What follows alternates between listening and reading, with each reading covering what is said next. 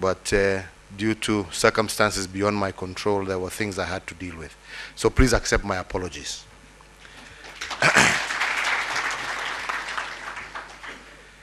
So ladies and gentlemen, on behalf of the people of Kenya, the people of your founder, Dennis Akumu, I welcome you all to our country. And indeed state that I am delighted to join you for this auspicious occasion of your 42nd session of the Organization of African Trade Union Unity General Council meeting that we are very proud to host here in Nairobi, Kenya.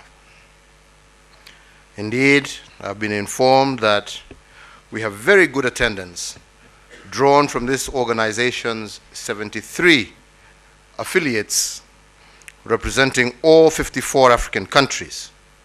And I believe that this indeed is truly a Pan-African organization. An organization that is also an embodiment of what is possible within Africa, our African tradition of coming together in unity, so as to deliver positive change for all our people. This organization is unique in that it is the only union of unions of unions.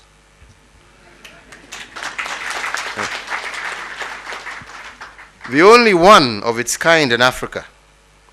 And I note with satisfaction the aims and objectives of this body go beyond the usual narrow focus on only the interest of its membership, but rather encompasses wider and more noble goals, such as promoting the economic independence as well as the prosperity of Africa. To achieve this noble goal, I indeed urge your constituent labor organizations to prioritize enhancing the competitive advantages of your respective countries. Evidence is abound that a stable labor market where industrial relations are cordial allows the nation to foster local business, but also to attract foreign investment, far better than one plagued with never-ending cycles of industrial action and antagonism. To achieve this dialogue, informed by realistic expectations and pragmatism on the side of workers, matched by recognition and respect for the invaluable role played by workers on the part of the employer, is key. That balance can and must be struck so that labor unions are better positioned to address the emerging challenges of the 21st century. Ladies and gentlemen, African trade unions must also contend with a new type of marketplace in which globalization and advancements in technology mean that every nation must jealously guard its own competitive advantage. Inordinate increases in wage bills and staff costs are often the largest driver of the exit of business from these countries in favor of nations where wage bills and staff costs are lower. But I also firmly believe that the world must retain space for the worker, for the worker's human dignity and fundamental right to earn a living, notwithstanding the great advances being made in technology. And to maintain this, governments require assistance from labor organizations. Together, government and labor organizations can deliver measures that ensure that as far as is possible, enterprises remain profitable and vibrant through the work of human hands. African labor organizations must also be at the forefront of advocating for the free movement of goods, persons, labor, and capital across our entire continent. This free movement within Africa was a large part of the dream that informed the formation of the Organization of African Trade Union Unity in the year 1973. And this should not be forgotten. I therefore call on the present leadership of the Organization of African Trade Union Unity to help build the bridges of unity and Pan-Africanism between all the sons and daughters of this blessed continent, especially as we usher in the Africa Continental Free Trade Area under the auspices of the African Union. We must begin laying the groundwork for even closer cooperation and integration in Africa. The surest path to national as well as continental peace and prosperity is for the African nations to come together as one. On the regional stage, my administration has led by example in terms of promoting the free movement of goods, persons, labor, and capital in the East African region and in Africa. In terms of labor, we eliminated work barriers with respect to our East African brothers and sisters who may wish to work in Kenya. One entry, every African is also free to visit Kenya.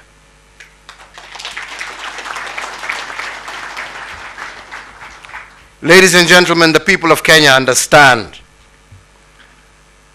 that immigrant labor of our African brothers and sisters adds rather than lessens our prosperity. The people of Kenya understand that the businesses and investments of our African brothers and sisters within our borders adds vibrance and vitality to our economy, while at the same time increasing opportunities for Kenyans to economically advance themselves. I therefore challenge you, my brothers and sisters of the Organization of African Trade Union Unity, to advocate for this stand in each and every country on our continent. To that end, I once again, as was done by our forefathers, recommit support to your organization through an annual grant of $200,000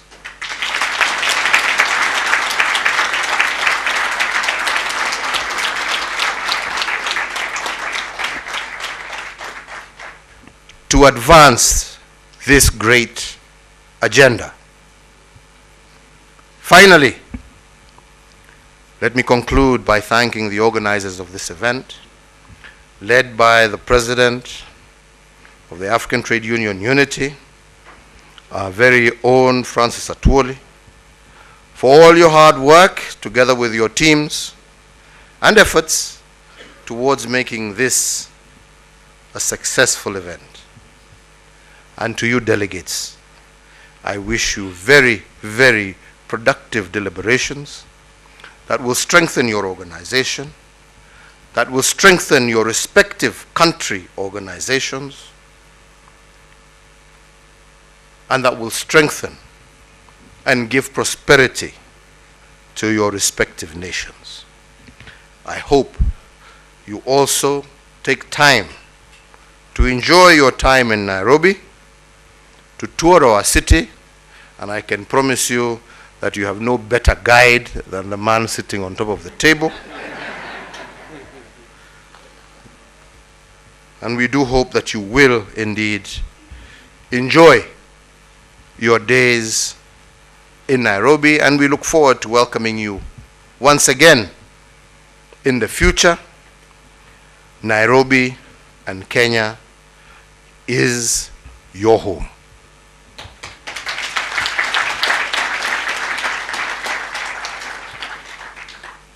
I really just want to conclude and reiterate from one Pan-Africanist to several in this room. Let us work together for our unity. It is very sad, it is very disheartening to see our sons and daughters struggle, lose life, crossing the Mediterranean, being humiliated in foreign lands because we cannot get together and grow our own prosperity and provide employment and a future and hope for them.